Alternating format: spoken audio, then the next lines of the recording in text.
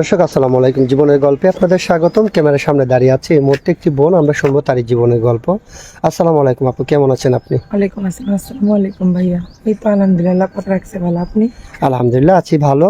আপনার নাম কি, কোথা থেকে এসেছেন? আমার নাম মিষ্টি ইসলাম, আমি ঠাকুরগাঁও থেকে এসেছি।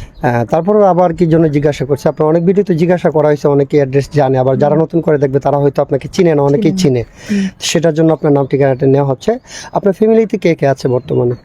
বর্তমানে আমার আপন বলতে আমি ছাড়া আমার কেউ নেই। আমার সৎ মা, সৎ দুই ভাই, আমার আব্বু প্যারালাইজ।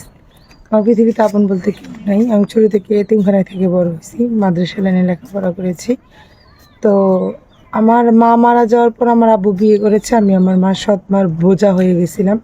আচ্ছা, আমাকে মানে এক কথায় কি ভাইয়া, বললে তো অনেক কিছুই বলা যায়, আর না বলে কিছুই না। কখনো কারো চেহারা দেখে বিচার করা যায় না যে সে কতটা সুখে আছে।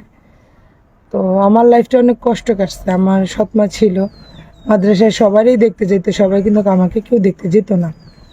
অনেক কষ্ট। হ্যাঁ, এতটুকু বড় হয়েছিল আত্মীয়টা খেয়ে। মাদ্রাসার ঈদের ছুটিতে বলেন, গরমের ছুটিতে বলেন, ফলের ছুটি মুটি যে দিত, ওইগুলা মনে করেন আমার মাদ্রাসায় থাকতে হইতো। সবসময় মাদ্রাসায় থাকতেন থাকতে আপনি? হইতো, সবাই ছুটিতে গেলেও আমার যাওয়া হতো না। আচ্ছা, আপনার বাবা যে ছিলেন, আপনার বাবা কিছু বলতেন না? বাবা মাঝে মধ্যে টাকা পাঠিয়ে দিত, কিন্তু উনি যেত না। কেন যেত না? কারণ ওনার মানে দ্বিতীয় বিয়ে যেটা করেছে ওনার, মানে ওনার উনিও ওয়াইফের কথা চলতো? অশান্তিতে ছিল। ওনার আচ্ছা, আচ্ছা। শান্তি ছিল যে, মিথ্যা কথা বলবো না আমার বাবার নামে, উনিও অশান্তিতে ছিল। ওনাকে বিয়ের করার কয়েক বছর পরই মনে করেন যে আব্বুর প্যারালাইজ হয়ে গেছে। মানে কীভাবে হয়েছে হঠাৎ করে একটা মানুষ, সেটা তার বলা যায় না। কেউ কিছু করছে না কি হয়েছে।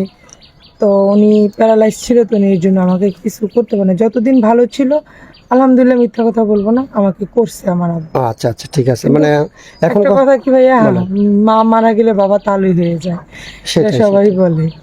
যেহেতু আপনার আপন মা নেই, আপনি সৎ মায়ের কাছ থেকে বড় হয়েছেন, আপনার লাইফটা অনেক কষ্ট করেছেন, এখন চাচ্ছেন একটু সুখের দেখা। হ্যাঁ, তো আপনি সুখের দেখা চাচ্ছেন, আপনি কেমন ধরনের ছেলে চান? আমি একটা এরকম ছেলে চাই যে বাবা মার আদরের পরে কিন্তু স্বামীর আদরটা একটা মেয়ের কাছে বড় থাকে। জি জি। তো আমি তো বাবা মার আদরটা পাইনি। তো আমি চাই কি আমার লাইফে যদি স্বামীর আদরটা পেতাম, সে যেমনই হোক, এক বাচ্চার বাবা থাকুক, দুই বাচ্চার বাবা থাকুক, আমার কোনো সমস্যা নেই।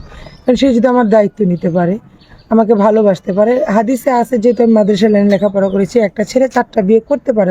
অবশ্যই। যেহেতু আমাদের হাদিস থেকে, আল্লাহ উপর থেকে এটা নির্দেশ দিয়ে দিছে, তো আমার কোনো সমস্যা না। শুধু একটাই বলবো, আমার তো একটা পেট আছে, জি, এটা তো চালাতে হবে। সেটা তো মনে করেন আমার মাথার উপরে ছায়ার মতো থাকবে, আমার খরচপাতি দিবে, আমাকে অনেক ভালোবাসবে, আমি ভালোবাসার কারণ।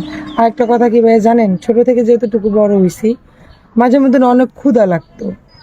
ভাত যদি খাইতে যেতাম, মা নাম যদি বাসায়, যখন ইন্টার পরীক্ষা দেওয়ার পর আর লেখাপড়া করাচ্ছে না, বাসায় চলে আসছি, তো তখন কি করতাম,